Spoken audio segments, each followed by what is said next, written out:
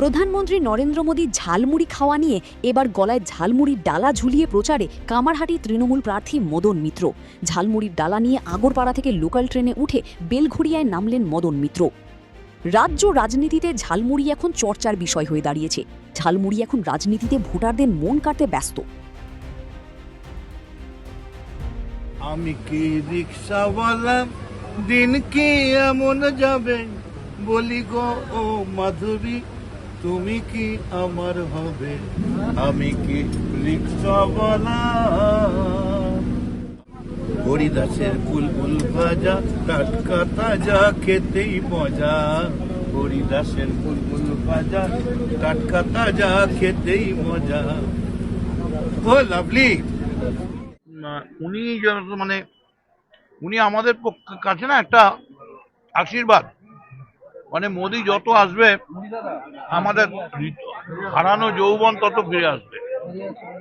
উনি যতবারই মুড়ির দোকানে গিয়ে নাটক করবেন, পরের দিন থেকে আমরাও সকালবেলা বেরিয়ে মুড়ি খেতে থাকবো। এই যে মুড়ি খেতে খেতে উনি বললেন যে প্রতিশ্রুতিগুলো, 2 কোটি টাকা, 15 লাখ, 2 কোটি চাকরি, 15 লাখ ক্যাশ, 3000 করে ব্যাংকে, আজ পর্যন্ত একটা সত্যি কিছু হয়েছে? উনি আবার এই মুড়ি খেতে খেতে আবার মিথ্যে প্রতিশ্রুতি দিচ্ছেন, কিন্তু তৃণমূল যা বলে মিথ্যে প্রতিশ্রুতি দেয় না। আমাদের যা যা প্রতিশ্রুতি ছিল মমতা বন্দ্যোপাধ্যায়, এমনকি লাস্ট যুবসাথী, পথশ্রী, প্রত্যেকটা জায়গায় করছি। মোদি শুধু আসছে মারিচের মারিচ রাক্ষস যেমন একটা বেশে এসছিল, সাধুর বেশে রামের কাছে, সেরকম নরেন্দ্র মোদী নানা চরিত্রে স্টেজ রিহার্সাল দিয়ে, ওর আর্টিস্টকে দিয়ে, ড্রেসারকে দিয়ে নানা সাজে আসছে। এটা বন্ধ হোক, মানুষ জানুক যে মোদী কালজেন এটা খেয়ে গেছে। এটা মোদির খাবার নয়, এটা নাটকের খাবার। একটুখানি খেয়ে মুখ দিয়ে চুপ করে ফেলে দিয়েছে। কিন্তু আমরা এই মুড়িটা খুব দিয়ে খাই, মানে মন দিয়ে খাই। এটা চলবে। আজকে আমরা এখানে একটা মানে সিম্বলিক প্রতিবাদ করলাম।